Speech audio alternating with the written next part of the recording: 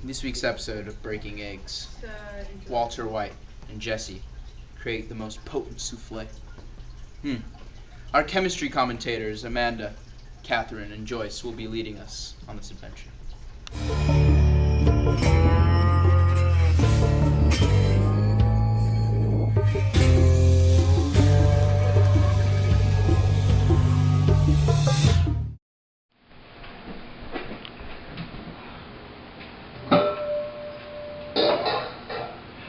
Jesse, pay attention. Soufflés are very delicate. Even one error is going to ruin the recipe, and we make a completely new batch. All right, Mr. White, I get it. Get off my back. I'm sorry, Jesse. Let's just get to work. Okay. First, we just have a double boiler. But we need to make sure the bottom does not touch the water. Otherwise, it's going to ruin the whole thing and basically cause the eggs to denature.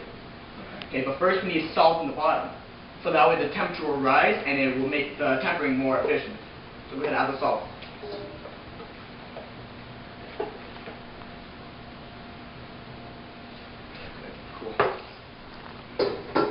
Alright, Jesse, you're going to add the butter right now, and then just now with your hand.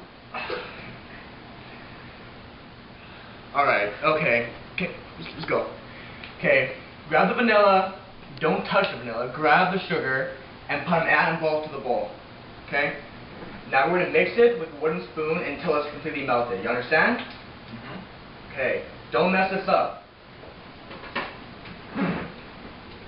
Alright, it's completely melted. Let's take it off the heat now. Alright, jump. Alright, now we're going to go ahead and add all the chocolate in right now. I'm going to stir it till it's completely melted, okay? Alright. I'm going to use a spoon and I'll mix it all the way till it's completely smooth. Hi, commentator Joyce here. We just saw Mr. White and Jesse pour in the egg yolks into the heated milk and flour mixture, and I'm here to explain exactly what's going on. The egg yolk consists mainly of proteins, fats, and vitamins. It has way more than the egg whites. That's why later on in this show, you'll see them whipping up egg whites to create an emulsion. But then if you put egg yolks directly into a hot mixture of milk and flour, the eggs are going to coagulate because the proteins are going to denature too quickly and form strong bonds with each other. However, if you were to temper eggs, as in pour slowly and whisk quickly, the proteins would not coagulate because they would denature slowly and would have time to form flexible bonds with each other. Alright, Jesse, now the flavor comes in. We're going to add all this chocolate into this batter, and we're going to into the tempered eggs, and we're going to make the best souffle you've ever had in your life. Keep whisking it, keep whisking.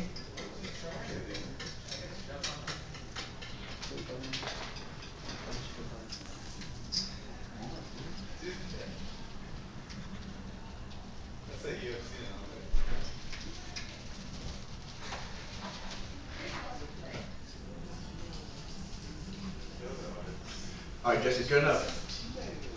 Now this is egg white.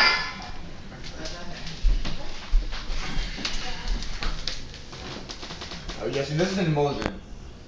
Basically, we're going to add the sugar to these egg whites. We're going to whip it. Whip it good. Okay, you got that? And don't forget the chili powder. Jesse, we are not adding chili powder. Do you want it to be like every other souffle out there in the market? You know, our souffle is the best. We are 99% pure souffle. We are not adding chili powder. Now do it and do it right. Go.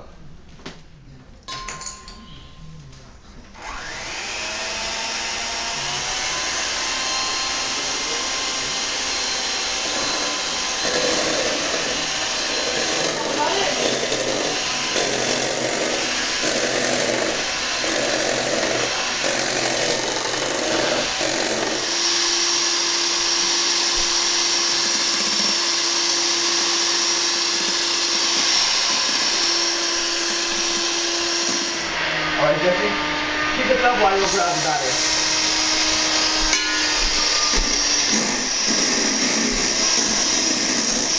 Alright, turn it off.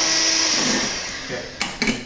Now we're going to do to make sure that's stiff enough, we're going to dip it in and pull it straight up. Okay, straight up. See those peaks right here? Let me know when it's ready. Okay, now we're gonna slowly add this to batter. We're gonna fold it in. Okay.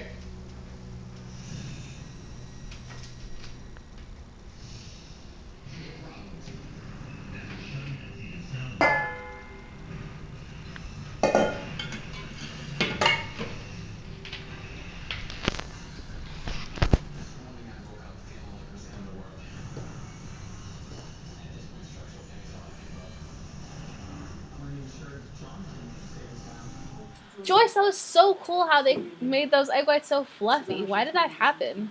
Well, I'm not sure, but I think an emulsion is happening. What's an emulsion? Well, typically, an emulsion is the combination of two immiscible substances. Does immiscible mean they can't be mixed? Yeah. So what is an emulsion happening with the egg whites? Well, you see, egg whites consist of fats, proteins, and water. When you beat air into the egg whites, the proteins bind to each other. Well, they are attracted to each other with van der Waals forces, polar with polar, nonpolar with nonpolar, because proteins consist of polar and nonpolar ends. Oh, okay, that makes more sense. I think Catherine said she knows a lot about it. Let's have her tell us more. Oh, hello. Catherine Commentator here. What we just saw was Mr. White and Jesse whisk egg whites and sugar within a bowl. Because of intermolecular forces, results in an emulsion. As you follow me, we're going to see that protein is reacting as an emulsifier, reacting with nonpolar air and polar water molecules to create an egg foam. Because of this, we're able to whisk in air and have it big and fluffy. Alright, Jesse, we need to act fast now. Emulsions only stable for a certain amount of time. We've got to quickly ladle them into the cups. No, Jesse! Ladle them. I don't know what ladle means, Mr. White. You're disappointing me. Just continue. Just go. Ladle them in. Ladle, yes, like that. Perfect. Okay.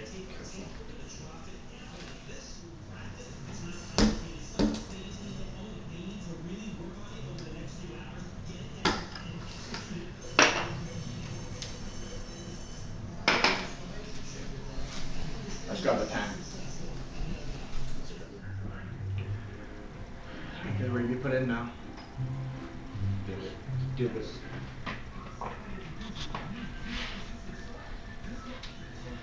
This is when the magic happens.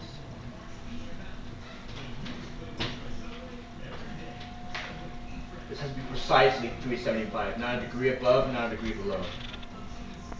This is the degree of perfection that we are accustomed to.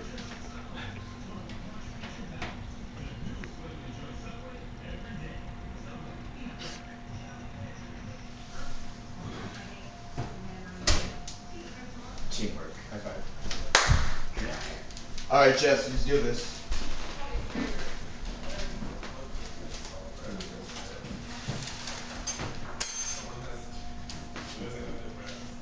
They're ready.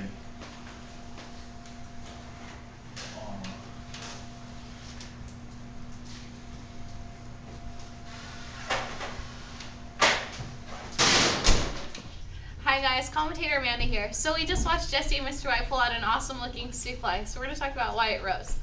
So gases typically don't like to interact with one another. The further they are from one another, the lower at an energy state they are. So we know that most molecules like to be at the lowest energy state possible. So when we made the souffle, we had air bubbles that were confined to one another and they were acting almost as liquids. And that's really not fun and favorable for these gas molecules. So the reason that the souffle rose the way it did, because the addition of heat made these molecules interact with one another all the more, and they tried to rise to the surface to break through and be able to stop repelling each other. But in our air bubble, we see denatured proteins that act almost as a barrier, and they prevent these air bubbles from escaping and being able to kind of live their lives. So the reason we see a beautifully risen souffle is because the proteins confine air bubbles from escaping, and it forms a nice rise at the top.